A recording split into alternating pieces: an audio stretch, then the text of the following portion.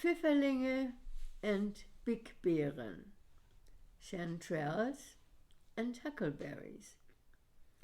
When I grew up, vacation trips to the north or Baltic Sea, to the mountains, or into the Heide, the heather, were really a luxury that only people with more money than we had could enjoy. It was funny. The people in our family that belonged to the church did not have money enough to do that. The people that were not members of the church had money to go to those places. But we had wonderful vacations.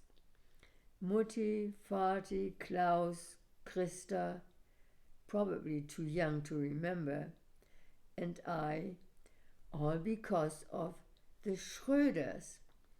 They were the owners of a Bauernhof, a farm, with fields of grain, a garden, fruit trees, cows, pigs, hens, roosters, chickens, and piglets that I fed with a bottle. They were members of the church and belonged to our branch, even though they lived far away in the country. Vati knew them well from his younger years, and when he had a family of his own, they invited all of us to spend vacations with them in their farmhouse guest room. The guest room was away from the busy farm life with its animals, hay loft, huge kitchen, and was in a separate part of the house with a hall of quiet, dignified, and clean-looking white and black squares of floor covering and an elegant winding staircase leading to the upper rooms. Our guest room was to the right of the stairs. When summer vacation came around, we would plan and pack and begin our very modest vacation trip by first walking to the Hochbahnstation, public transportation, about 2 blocks away, then to the Hamburg harbor, and we would board the Elbe-Dampfer, a ship like a ferry that would carry us up the Elbe River to a place called Bleckede. From there, we would start walking on the country road lined with apple trees to Göttingen and the Schröders.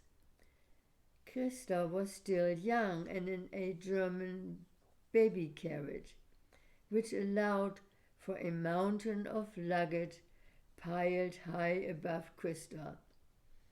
Someone had to push the wagon, but the rest of us did not have to carry anything. Now our vacation could begin. Often we would return to the Elbe River, not to Bleckede, but the quiet countryside. Since Mutti had to take care of our baby sister, Vati began by building a lean-to for Mutti and Christa in case it was too hot or they needed to be shielded from the rain. After that, he would help Klaus and me building dams, canals, sand castles. He taught us how to whittle boats out of the bark and made walking sticks. He seemed to have an eye for Pfifferlinge in the forest. He wore a Baskenmütze that turned into a bowl to collect his find. He carried them to Mutti to scrape away dirt and sand as much as possible while sitting at the edge of the woods.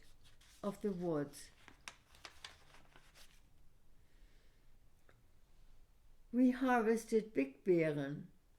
Most of the picking was done by Mutti and Vati, but Klaus and I had to do our appointed share, filling a certain number of our metallic, shiny, golden, blue, red, and green cups.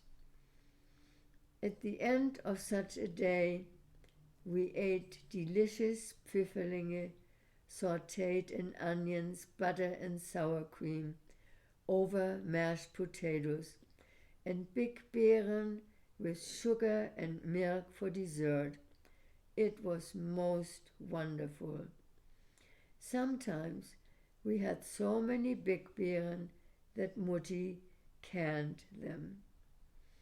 In the middle of the small hamlet Göttingen was the Kuhmühlenteich, a pond loved by cows as much as by the younger generations, a fabulous place for swimming and water fun. Neither the green apples or this, by present standards, totally unsanitary waterhole made us ever sick. Schröder's had a backyard, a lawn that was surrounded by a circular path covered with light yellowish gravel. I loved to get the rake and erase every footstep and create artistic designs. I fed the chicken. I bottle fed the piglets. It was a heavenly spot to have a most wonderful vacation until the war started and took Vati away from our family.